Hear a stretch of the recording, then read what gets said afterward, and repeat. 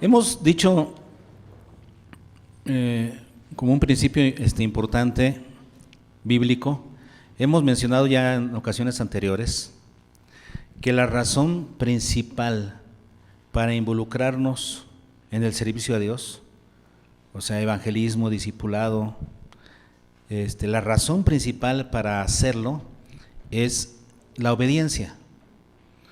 Porque podrían haber otras razones secundarias y algunas no tan buenas, no propias, para hacer evangelismo. Por ejemplo, aquellos que evangelizan para sentirse bien, no es una buena razón. Si tú evangelizas para sentirse bien, pues no. O para competir con otros, porque nuestra iglesia debe ser la mejor. Hay varias razones que no son correctas para el evangelismo.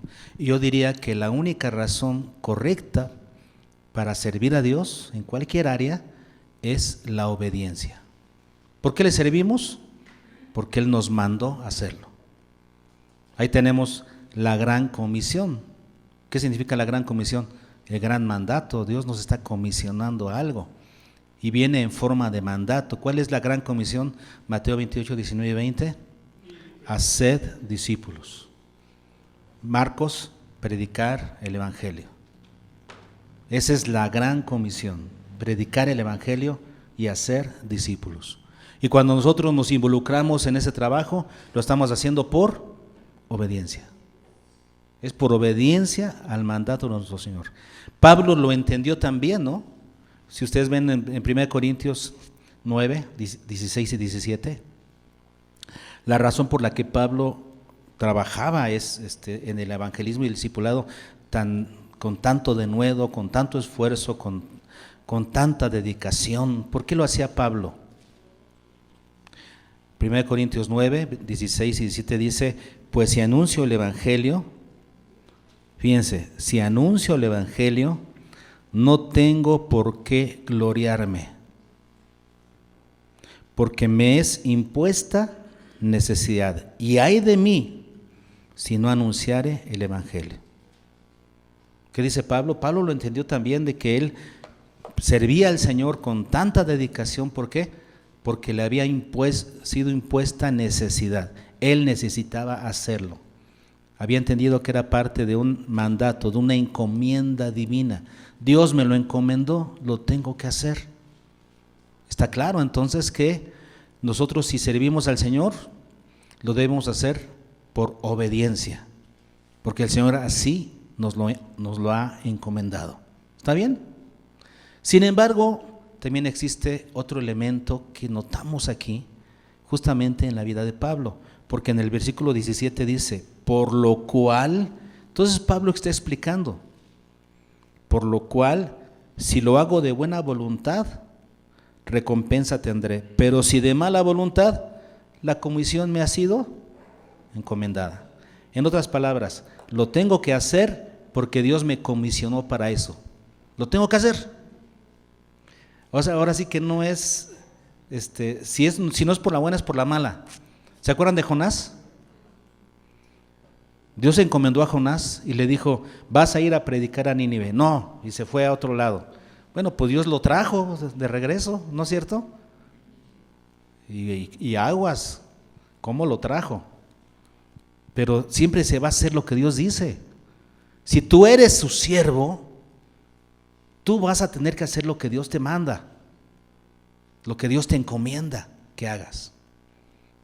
Y dice Pablo, si lo hago de mala gana, pues de todos modos tengo la encomienda. Pero vean lo que dice, pero si lo hago de buena gana, ¿qué? Recompensa recibiré. Otra cosa de la que Pablo sí era consciente, ¿cuál es? Que si tú sirves como debes hacerlo, vas a recibir recompensa. Y eso es algo que también debemos tener presente nosotros, lo debemos tener bien presente.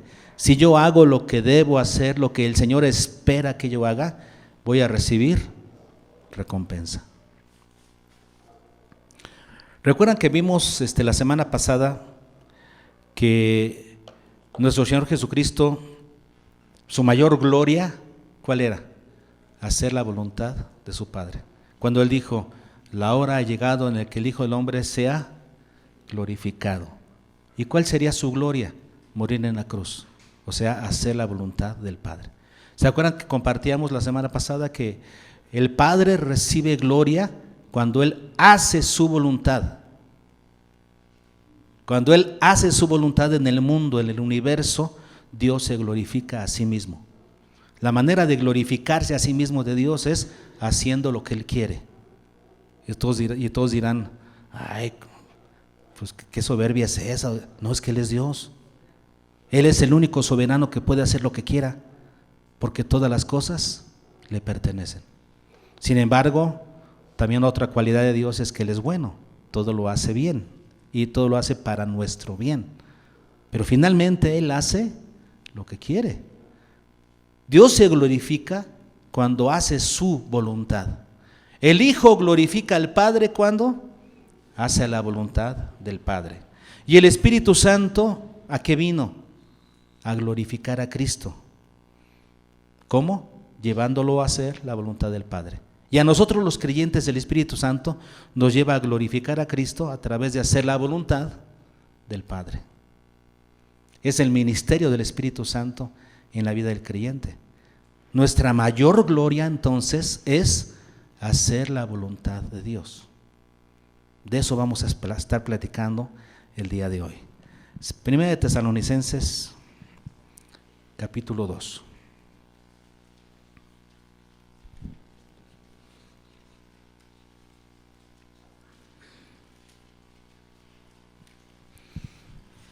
¿Sabe dónde está Tesalonicenses? Después de Colosenses y antes de Segunda de Tesalonicenses. Muy bien. ¿Ya lo tenemos? Primera de Tesalonicenses capítulo 2, versículos 19 y 20. Porque ¿cuál es nuestra esperanza o gozo o corona de que me gloríe? ¿No lo sois vosotros delante de nuestro Señor Jesucristo en su venida? Y él mismo responde, vosotros sois nuestra gloria y gozo. Vamos a entender estos dos versículos, ¿les parece bien? Para poder entender de lo que está hablando Pablo, tenemos que remitirnos al final del versículo 19. Delante de nuestro Señor Jesucristo en su venida. Delante de nuestro Señor Jesucristo en su venida. Porque aquí Pablo está hablando de cómo se va a presentar Él, con esperanza, gozo, corona y gloria, cuando Él se presente delante de nuestro Señor Jesucristo en su venida. Algo que Pablo tiene bien claro es esto: cuando Él muera, se va a presentar delante del Señor. Él lo dice en otros pasajes donde dice, para mí sería mejor morir, porque estaría yo con el Señor. Y vean cómo lo dice, estar con el Señor es mejor, pero por causa de ustedes sé que me quedaré. Pero vean cómo lo dice, para mí es mejor estar con el Señor. Él sabe que cuando Él parta de aquí, va a estar en la presencia del Señor. Ahora, ¿a qué? ¿En qué momento? Aquí dice Cristo en su venida. Delante de significa enfrente de, o sea, estar frente a Él, frente a frente. Él sabe que algún día, cuando partamos de este mundo, estaremos frente a frente con Cristo. Y luego dice aquí en qué momento teológico, en su venida. ¿Y cuál es la venida? ¿A qué nos referimos con la venida de Cristo? Al arrebatamiento, al rapto, en donde dice Pablo, y así estaremos siempre con el Señor. Pablo dice que el día que seamos arrebatados, dice el libro de justamente Tesalonicenses, y así estaremos siempre con el Señor. Ese será el momento teológico, ¿no? Cuando seamos arrebatados. ¿Y qué va a suceder cuando estemos frente al Señor? ¿Qué va a suceder? Porque este es un asunto que Cristo toca mucho en los evangelios y que también el apóstol Pablo toca mucho en sus cartas. ¿Qué va a suceder cuando estemos frente al Señor después de haber sido arrebatados? Vamos a dar cuentas. de nuestra mayordomía en esta tierra. ¿Cómo se le llama a ese evento? El tribunal de Cristo. Porque el juicio del gran trono blanco es el juicio para los que no creyeron, aquellos que sus nombres no estuvieron en el libro de la vida. El juicio del gran trono blanco es para condenación. Los que no se encontraron su nombre en el libro de la vida van a ir al infierno, al lago de fuego. Ese es el juicio del gran trono blanco. Nosotros no vamos a estar ahí. ¿O alguien sí? Aguas. Yo lo aprendí muy bien, Yo lo aprendí muy bien, porque en una ocasión yo tenía un canto cuando estábamos allá de jovencitos y teníamos nuestro grupo musical que se llamaba Dimensión Cristiana. Y en un evento evangelístico que hubo en iglesia, estábamos por cantar una canción que compuse que se llama Junto al trono de Dios. Y así se llama, habla de que algún día estaremos frente al trono de Dios. Y estaba bien, la canción lo dice bien, pero a mí se me ocurrió a la hora de presentar la canción, decir, porque algún día estaremos delante del trono blanco del Señor. Y entonces ya después de la canción se acercó conmigo el hermano Enrique Figueroa para decirme, oye, ¿tú vas a estar frente del trono blanco? Porque yo no. Y ya me explicó. Gracias por explicarme. Como hizo como Priscila, como Ananías y Zafira, no, sí, como Priscila y Aquila, que le explicaron mejor a Apolos, ¿verdad? Me explicaron más correctamente. Ok, y ya lo aprendí muy bien. El juicio del gran trono blanco es para incrédulos y es para condenación. Nosotros vamos a estar en el tribunal de Cristo. Ese es un tribunal para creyentes. ¿Lo quieren ver? Romanos 14.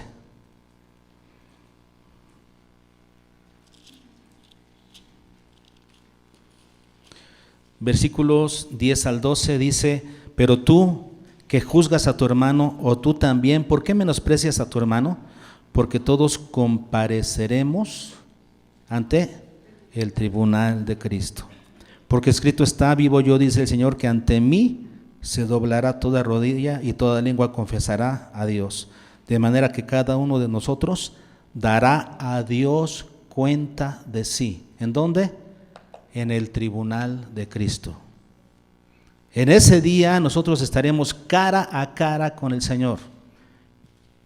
¿Ya lo está digiriendo? ¿Sí lo entiende? Algún día estaremos frente a frente al Señor y Él nos va a pedir cuentas. ¿Qué hiciste en tu vida? ¿Qué hiciste con lo que te di? ¿Qué hiciste con el Evangelio? ¿Cómo educaste a tus hijos en los caminos de Dios o no?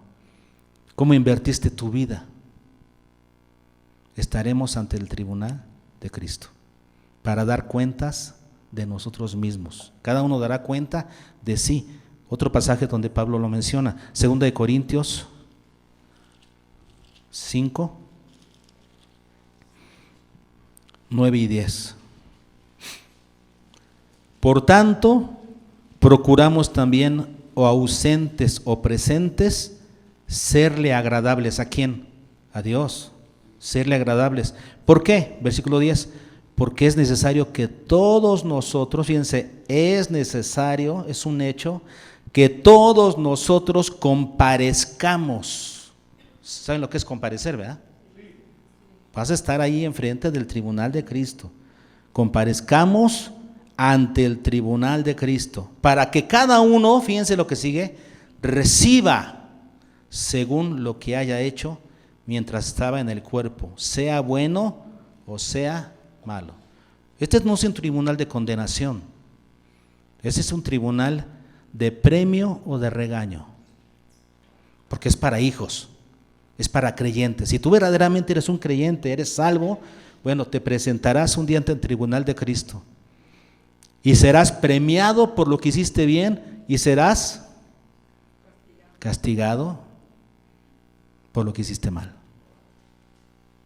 Es el tribunal de Cristo y es algo que todos los creyentes deberíamos tener bien presente. Repito, no es un tribunal para condenación, porque nosotros al haber creído ya no tememos la condenación. El amor de Dios nos hace confiar, Pero sí tenemos temor de Dios, porque vamos a presentarnos delante del tribunal de Cristo para dar cuentas de lo que hicimos. Y a eso se está refiriendo Pablo.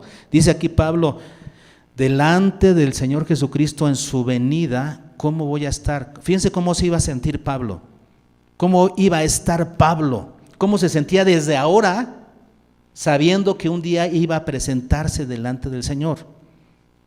¿Lo vemos?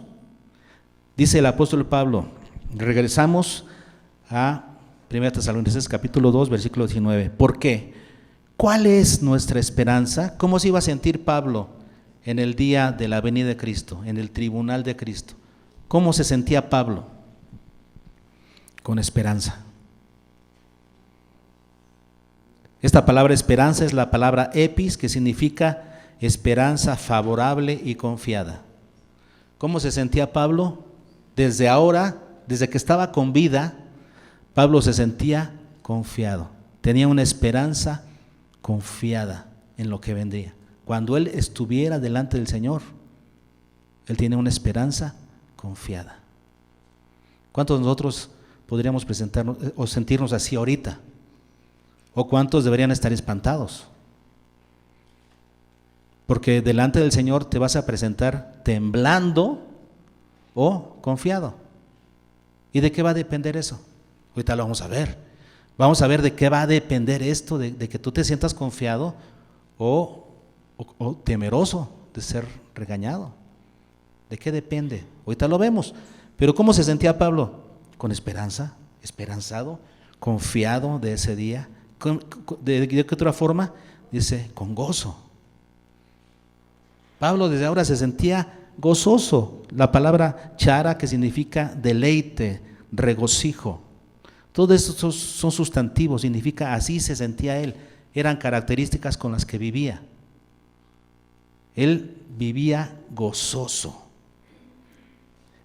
Sabía que se iba a presentar delante del Señor ese día con gozo. ¿Qué más?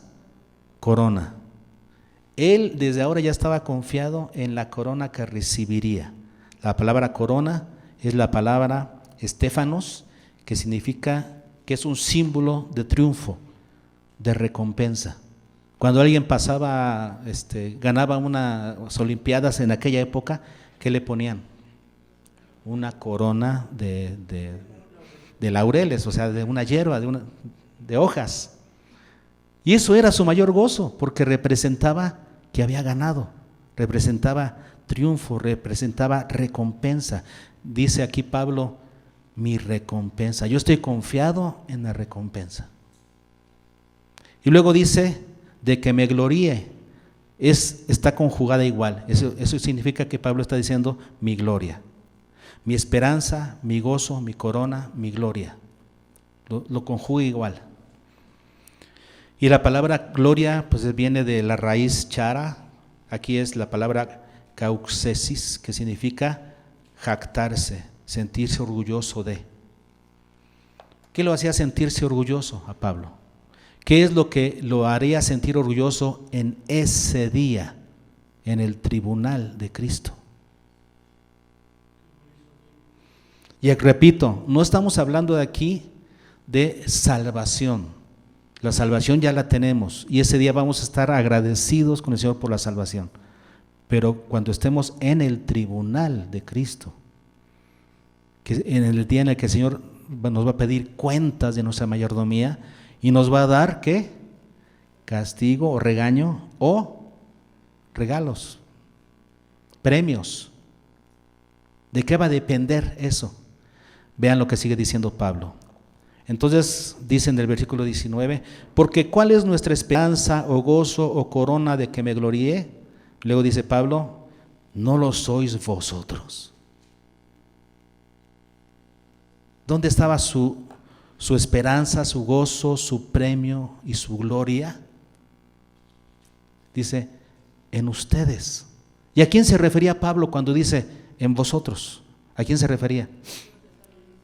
A los tesalonicenses, a quien él les había hablado el evangelio, a quienes él había discipulado y fortalecido en el Señor.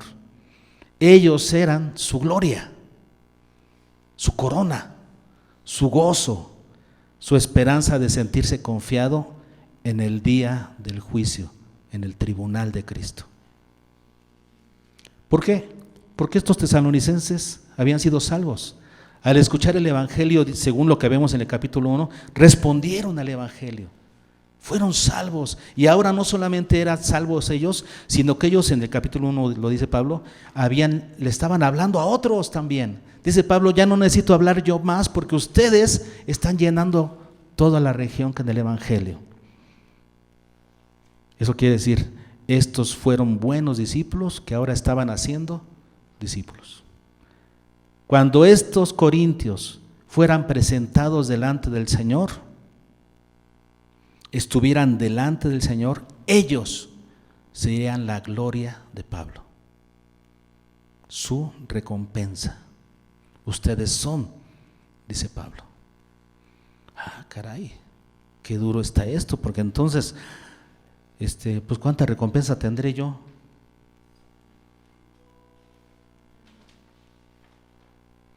Nada. Y esto tendríamos que planteárnoslo todos los días, ¿no? Porque es una motivación, por supuesto. Yo sí quiero entrar por la puerta grande cuando me presente delante del Señor. Yo sí quiero estar confiado en su presencia. Yo no quiero salir regañado. Y luego, como para reafirmar el punto, el apóstol Pablo dice en el versículo 20, porque antes como que lo preguntó, ¿no? Como que fue una pregunta retórica y luego él mismo respondió, ¿no lo sois vosotros? Y luego, por si hubiera alguna duda, lo confirma, versículo 20, vosotros sois nuestra gloria y gozo. Ustedes, los tesalonicenses, son nuestra gloria y gozo. Porque nosotros trabajamos en ustedes, ustedes creyeron, ustedes son nuestra gloria y gozo. Como dijo el apóstol Pablo en 2 Corintios capítulo 3 versículo 2, no necesitamos cartas de representación.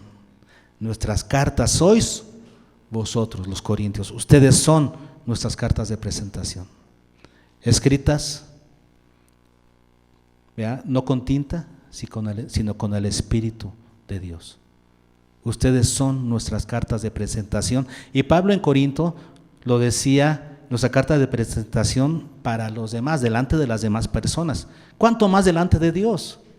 Nuestra carta de presentación delante del Señor en ese día, hermanos, serán las personas a las que les hablamos el Evangelio. Las personas en las que invertimos el Evangelio, ya sea para evangelismo o discipulado. Evangelismo o discipulado, o sea, que invertiste tu vida para edificar a alguien más en el camino del Señor. ¿A cuántas personas has afectado con el Evangelio? Pregúntate. ¿A cuántas personas lo has hecho y cuántas personas lo sigues haciendo? Porque no vivimos de las glorias pasadas, ¿eh? Es que yo hace 10 años le hablé a... ¿Y ahora qué? Sigue sirviendo al Señor todos los días. Entonces, de eso se trata. Dice Pablo, ustedes son. El apóstol tiene muy presente algo, que me encanta este versículo de Colosenses. Vamos a una página atrás, 2 páginas atrás. Está en Colosenses capítulo 1. Lo que Pablo dice acerca de su trabajo con la gente. Colosenses 1, versículos 28 y 29. Dice aquí Pablo, a quien anunciamos, y está refiriéndose a nuestro Señor Jesucristo, ¿verdad? A Él lo anunciamos. ¿Qué hacía Pablo? Anunciar. ¿Qué más? Amonestar a quién? A todo hombre. ¿Qué más hacía? Enseñar a quién? A todo hombre, a fin de presentar perfecto en quién? En Cristo Jesús. ¿A quién? ¿Cuál era el compromiso de Pablo? A todo hombre, en cada oportunidad que se me presente. ¿Y qué hacía Pablo? Amonestar, anunciar, enseñar. Esas 3 acciones principales. ¿A cuántas personas le has enseñado el Evangelio? Por eso hemos dicho que esto es algo que todos deberíamos hacer. Tienes que aprender el Evangelio y aprender a compartirlo con alguien más, porque la única razón de recibir una felicitación de parte del Señor es que estás involucrado en su obra, anunciando el Evangelio a alguien más. Evangelismo y discipulado. Dice Pablo, amonestando, anunciando y enseñando. ¿Y cuál era su finalidad? Presentar. Y cuando habla de presentar, ¿qué significa? Lo que está refiriéndose en Tesalonicenses. Cuando él esté frente a frente con el Señor y le presente sus credenciales. ¿Cuáles son sus credenciales? Las personas que Pablo había logrado influir con el Evangelio. No hay de otra, Aquí no se trata de, pues yo, Señor, te alabé todas las mañanas, te canté. No, esas no son credenciales. Me traté de portar bien. No, todo tiene su razón de ser. Te portas bien, pero para hacer testimonio, para ser de bendición a otros. Tus credenciales son las personas a las que lograste influir con el Evangelio. Tus familiares que no conocen, tus amigos, vecinos, compañeros de trabajo, a los que lograste influir con el Evangelio, esas son tus credenciales. Y dice el apóstol Pablo aquí en Colosenses, presentar perfecto en Cristo Jesús a todo hombre. Y vean lo que sigue diciendo el versículo Colosenses 1:29. Para lo cual también, ¿qué? Trabajo. Esto era un trabajo. ¿Y saben lo que significa esta palabra trabajo en griego? Significa trabajo pesado, que te hace sudar. Servir al Señor cuesta, hermano. Porque después de tu trabajo secular, todavía tienes que invertir tiempo en ir a buscar a alguien para hablarle del Evangelio. ¿Eso es fácil? No, es que cuesta, es que es trabajo. Dice Pablo, para lo cual trabajo. ¿Y qué más dice? Luchando según la potencia de Él. También es una lucha. ¿Y saben contra quién es la principal lucha? Contra el diablo, ¿no? No. Nuestras comodidades. La principal lucha es contra nosotros, que no queremos dejar nuestras comodidades para hacer la obra del Señor. Según la potencia, la cual actúa poderosamente en mí. Entonces aquí tenemos, hermanos, la mayor gloria de Pablo, que era la gente. Que no se nos olvide esto, hermano. Expliquemos un poquito más este concepto, ¿no? ¿Por qué sucede así? Porque el Señor nos considera, desde el momento que nosotros creemos en el Evangelio, el Señor nos considera sus colaboradores, sus siervos. ¿Lo quiere ver? Vamos a ver varias citas donde el Señor, veamos cómo el Señor nos considera a cada uno de nosotros los que hemos creído. 1 Corintios 3:9.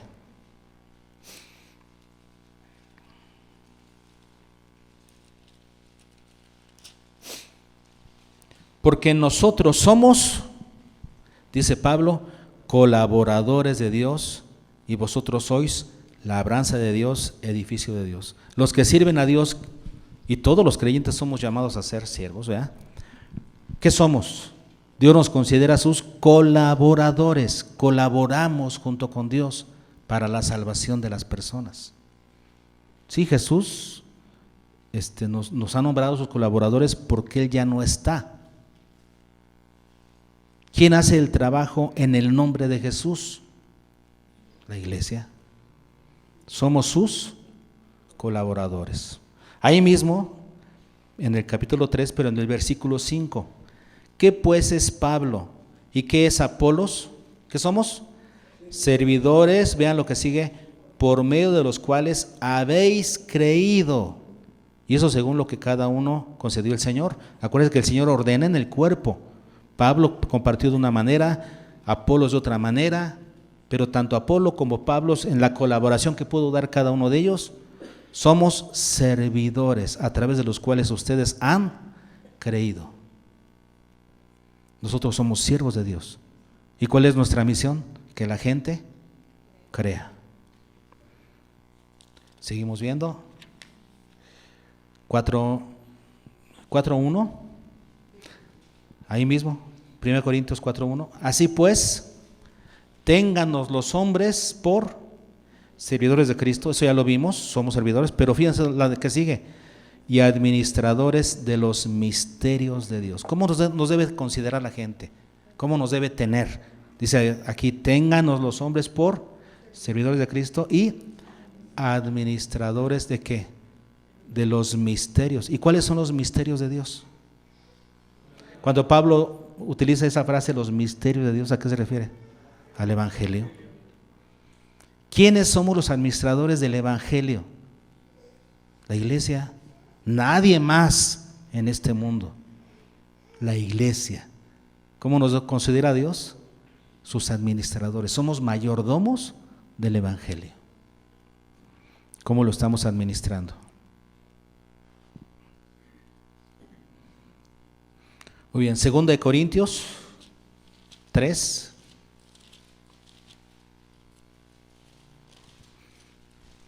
Versículos 5 y 6. No que seamos competentes por nosotros mismos para pensar algo como de nosotros mismos, sino que nuestra competencia proviene de Dios, el cual asimismo nos hizo ministros competentes de un nuevo pacto. ¿Cómo nos considera el Señor? Ministros competentes, no ministros chafas de segunda, de tercera, que no saben lo que hacen. No, porque el Señor al que llama, capacita. Nosotros somos por el Espíritu, porque Dios nos ha hecho testigos suyos, nos ha capacitado. Somos ministros competentes del nuevo pacto. Ahí mismo en 2 Corintios capítulo 5, versículo 20. Así que como embajadores en nombre de Cristo, somos embajadores en el nombre de Cristo. Como si Dios rogase por medio de nosotros, os rogamos en nombre de Cristo, reconciliaos con Dios. ¿Qué somos? Embajadores en nombre de Cristo. ¿Qué es un embajador? Que lo representa en otro lugar, ¿no? Porque nuestro Señor está a la diestra del Padre. Nosotros somos sus embajadores en este mundo. Vean los títulos que hemos visto: colaborador, siervo, servidor, ¿verdad? Administrador de los misterios de Dios. ¿Qué más? Ministros competentes de un nuevo pacto y embajadores. Así es como el Señor nos considera. Así es que nuestro trabajo es representarlo a través de anunciar su obra, su evangelio. Somos sus representantes. Ahora, entonces, si nosotros hacemos bien nuestro trabajo, como ya decíamos, en el tribunal de Cristo, el Señor nos va a dar recompensa o regaño. Vamos a ver ese principio. Hebreos 6:10.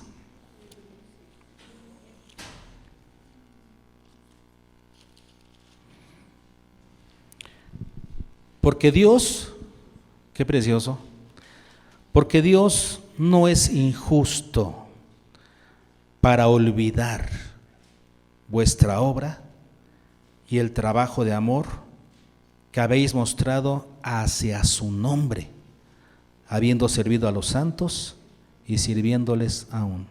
Dios no es injusto para olvidar nuestra obra.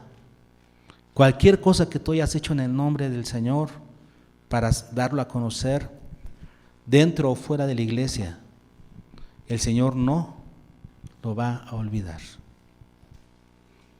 Otros sí, a lo mejor otros ya se olvidaron.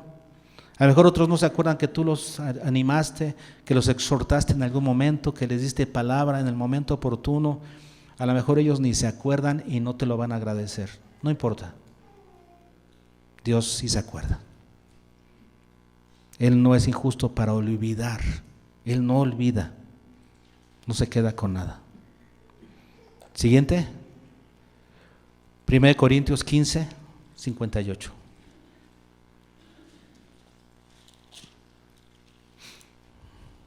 Así que, hermanos míos amados, estad firmes y constantes, creciendo en la obra del Señor siempre. Fíjense que no dice creciendo en el Señor, no, creciendo en la obra del Señor. ¿Cómo deberíamos estar nosotros? creciendo en la obra, o sea, cada vez servir más y más y mejor y más y mejor y más y mejor. Mi oración para mis hijos todos los días es que mis hijos te sirvan, Señor, cada vez más y mejor. Esa es la vida cristiana. Y aquí dice la Escritura, estad firmes y constantes, creciendo en la obra del Señor siempre, sabiendo que vuestro trabajo en el Señor no es en vano. Todo lo que hagas por el Señor, nada de eso es en vano. ¿Ok? ¿Lo tienes? Mateo 25.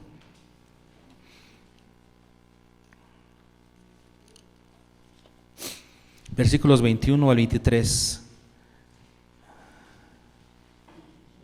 21 y 23. 21 dice, y su Señor le dijo,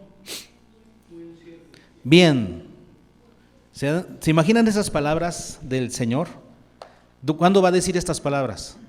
Este versículo es una referencia directa, hermanos, al tribunal de Cristo, porque es la parábola de los talentos. Dice que un señor, dice la parábola, le dejó a unos 10 talentos, otros 5, otro 1 y se fue lejos. Y después llegó a pedirles cuentas. Y el que tenía, aquí en ese caso, ¿qué son 5? Ok, 5, 2, el que le dio 5, le dijo, trabajé y gané otros 5 sobre ellos. Versículo 21, su Señor le dijo, bien, bien. Yo me quiero imaginar la emoción con la que el Señor nos va a decir ese día. Me lo quiero imaginar porque es como cuando un padre le dice a su hijo, bien. Cuando tu hijo viene y te dice, hice esto, lo hice bien, rechacé este pecado. Cuando viene algún joven de la iglesia y nos comenta cómo rechazó una invitación a hacer lo malo. Bien, bien hecho. Esa misma emoción me la imagino cuando el Señor nos vea en el tribunal de Cristo y nos diga, bien, buen siervo y fiel. ¿Sobre poco has sido fiel? Sobre mucho te pondré, entra en el gozo de tu Señor. Eso es. Esa es la recompensa que esperamos. Por haberlo hecho, ¿qué? Bien. Haber hecho lo que el Señor esperaba que hiciéramos. ¿Qué esperaba que hiciéramos? Evangelismo, discipulado. Son las cosas que tienen que ver con su reino. Evangelismo, discipulado. Lo repite en el versículo 23, con el que tuvo solamente 2 talentos, también trabajó y ganó otros 2, y le dijo las mismas palabras, porque el Señor a uno les da más responsabilidad, a otros menos, pero el premio es el mismo, porque te va a dar de acuerdo a tus capacidades. Así que no hay problema, hiciste menos, pero le echaste todas las ganas, duplicaste lo que se te dio. Bien, buen siervo y fiel. Lo mismo, sobre poco has sido fiel, sobre mucho te pondré, entra en el gozo de tu Señor. Pero vean lo que sigue. Al que le dio solamente 1. Pero llegando también el que había recibido un talento, dijo, Señor, te conocía que eres hombre duro, que ciegas donde no sembraste y recoges donde no esparciste. O sea, tú no trabajas, tú no siembras, ¿no? Y quieres recibir, pues sí, es el jefe, es el dueño, ¿qué esperabas? A veces parece increíble, ¿no? Que estamos criticando, es que él no trabaja igual, es jefe. Así son las cosas, ¿qué esperabas? Él es el dueño. Él es el dueño y quieres que estuviera trabajando a tu lado ahí. No, Él es el que manda. Y vean el pretexto que pone, es increíble. Conocía que eres hombre duro, que ciegas donde no sembraste y recoges donde no esparciste, por lo cual tuve miedo y fui y escondí tu talento en la tierra. Aquí tienes lo que es tuyo. Respondiendo su Señor le dijo, siervo malo. Hoy no me quiero imaginar tampoco el rostro del Señor. No me lo quiero imaginar. Diciendo, siervo malo, con dureza, con rostro duro, triste, impregnado de tristeza y de enojo, ¿no? Una mezcla de tristeza y enojo. Porque te dio lo suficiente. Porque debiste haber hecho algo con lo que te dio y no hiciste nada. Siervo malo, flojo. No me lo quiero imaginar. Y sabías que ciego donde no sembré y que recojo donde no esparcí, por tanto debías haber dado mi dinero a los banqueros y al dinero yo hubiera recibido lo que es mío, por lo menos con intereses. Quitadle pues el talento y dadlo al que tiene 10. Porque al que tiene le será dado y tendrá más, y al que no tiene aún lo que tiene le será quitado. Y al siervo inútil echadle en las tinieblas de afuera. Allí será el lloro y el crujir de dientes. No lo digo yo, lo dice la Escritura. Mateo 24, del 45 al 51. ¿Quién es, pues? Estas son palabras del Señor Jesús, ¿estamos de acuerdo? Jesús habla sobre el tribunal de Cristo. Esto se refiere al tribunal de Cristo. ¿Quién es, pues, el siervo fiel y prudente? ¿Cómo debemos ser, hermanos? Fieles y prudentes con lo que tenemos, con lo que Dios nos ha dado. Al cual puso su Señor sobre su casa para que les dé el alimento a tiempo. Vean lo que sigue. Bienaventurado, o sea, más que feliz. ¿Cómo estaba Pablo? Con esperanza, gozo, con la confianza de recibir recompensa, con gloria, o sea, se sentía orgulloso de lo que había hecho. ¿Ok? Dice aquí, bienaventurado, feliz, gozoso, con esperanza, a aquel siervo al cual cuando su Señor venga, le halle haciendo así. ¿Qué significa eso? Lo halle haciendo lo que debería estar haciendo. Bienaventurado. De cierto os digo, ¿qué? Que sobre todos sus bienes le pondrá recompensa. El Señor te dará más y más, más. ¿Dónde? En el reino de los cielos. Ahora, pero si aquel siervo malo, otra vez malo, ¿no? ¿Se acuerdan que en el capítulo 25 también le dijo siervo malo y negligente? Aquí también le dice, si aquel siervo malo, ¿cómo califica el Señor a los que no hacen lo que deberían estar haciendo de acuerdo a lo que recibieron de parte de Dios? ¿Cómo los califica? Malos. ¿Y cómo califica a los que sí? Bueno, buen siervo y fiel. Bueno, ahí está. Pero si aquel siervo malo dijera en su corazón, mi Señor tarda en venir. ¿Cuántos tenemos esa actitud? Ay, al fin que, ahí después le echo ganas. Al fin que el Señor tarda en venir. ¿Sí? No sabes si te mueres hoy en la noche. El Señor te puede llamar a cuentas hoy. Y comenzare a golpear a sus consiervos y aún a comer y a beber con los borrachos, vendrá el Señor de aquel siervo en día que éste no espera y ahora que no sabe. ¿Y qué hará? Lo castigará duramente. No, Dios no hace eso. Dios es pura bondad, Dios es bueno. ¿Cómo va a castigar? Pues si es de su hijo, ¿sí? Dios castiga y disciplina a los que son sus hijos. A los malos, sí, los echa al agua de fuego.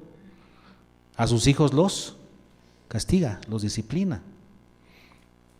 Los castigará duramente y pondrá su parte con los hipócritas. Allí será el lloro y el crujir de dientes. Ay, nanita. Hagamos un recuento, hermanos, de lo que hemos visto. ¿Cómo nos considera el Señor? Sus colaboradores, sus siervos, administradores, ministros competentes, embajadores. Eso es lo que somos para Dios, desde el día que creímos. Porque desde el día en que creíste, Dios te dio su Espíritu Santo. Y su Espíritu Santo te capacita para ser testigo de Cristo. Punto. Ya eres un testigo de Cristo. Que cada día aprendas más la palabra y seas un mejor mensajero, ok. Pero tú desde el día 1 Desde el día que creíste, ya eres un testigo de Cristo. Al principio no vas a saber mucho de la palabra, pero vas a hablar de Cristo. Eres un testigo de Cristo. Es que eres, ¿qué digamos? Colaborador, siervo, administrador, ministro competente, embajador. Eso te considera el Señor. Si tú haces tu trabajo como debes hacerlo, ¿cuál será tu mayor gloria en la venida de Cristo? ¿Cuál será tu mayor gloria en el tribunal de Cristo?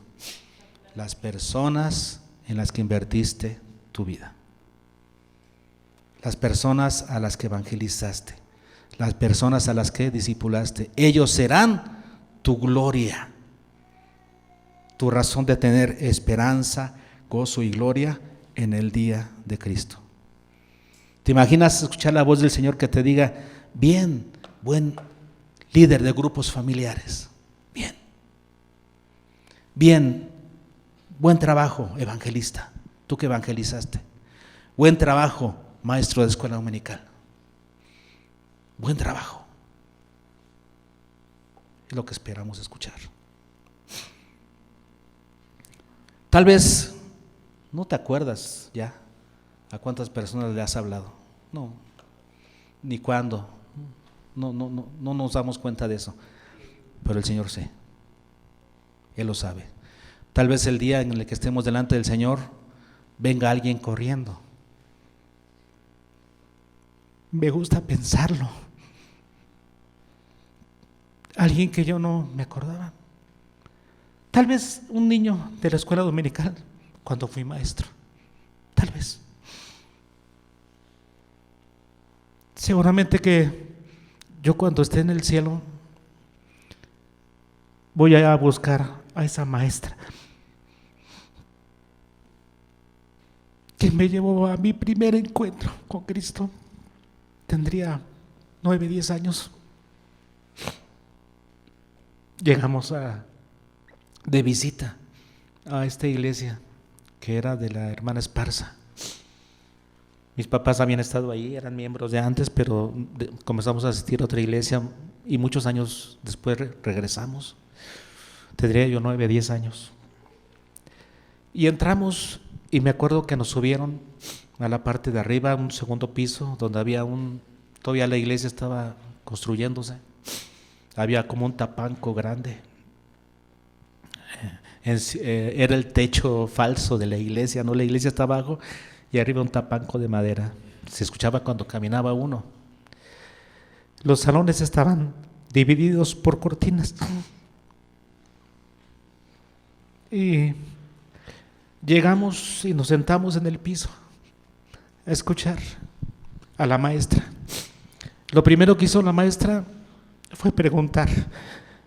Yo no me acuerdo de muchas cosas de mi niñez, no soy muy bueno para eso, la verdad. No soy muy bueno para acordarme de algunos detalles. De eso sí me acuerdo. La maestra preguntó: ¿cuántos de ustedes no han recibido al Señor Jesús? Pues yo levanté la mano. 2 niños levantamos la mano. Ok, vénganse conmigo. Y dejó la clase con otra maestra. Nos explicó el libro sin palabras y hicimos una oración con ella. Eso fue mi primer encuentro con el Señor. Yo quiero llegar al cielo y preguntarle a Dios, porque no me acuerdo de la maestra, no me acuerdo de su cara, no sé quién era, no sé su nombre. Me gustaría decirle al Señor: Señor, ¿te acuerdas de eso? Dime quién es. Quiero ir a decirle: gracias, maestra, gracias por lo que hiciste. Porque si bien no fue algo definitivo, fue mi primer encuentro con mi Señor. Ese día será glorioso, hermano, será glorioso. Encontrarnos con personas que no conocemos o que vimos una vez en el camión o en el hospital. Personas que nos vieron compartir algo en la calle y que escucharon. El evangelismo es un proceso. donde unos escuchan y vuelven a escuchar y escuchan, y de repente otro les habla y creen. ¿De cuántas personas hemos sido parte de ese proceso del Evangelio? ¿En cuántos hemos invertido la palabra? Algún día estaremos con el Señor y alguien vendrá a decirnos: oye, yo me acuerdo de ti, tú me hablaste, impactaste mi vida ese día. A lo mejor no nos acordamos, pero el Señor sí se acuerda. Y ese día recibiremos la recompensa de lo que hicimos o el regaño de lo que dejamos de hacer. Hermanos, los quiero animar. Se nos viene un evento, pero no solamente es una cosa de un evento, debe ser un estilo de vida. Compartamos el Evangelio. Compartamos el Evangelio. Hagamos evangelismo y discipulado. ¿Ok? Y esa será nuestra gloria el día que estemos delante de nuestro Señor. Amén. Vamos a cantar.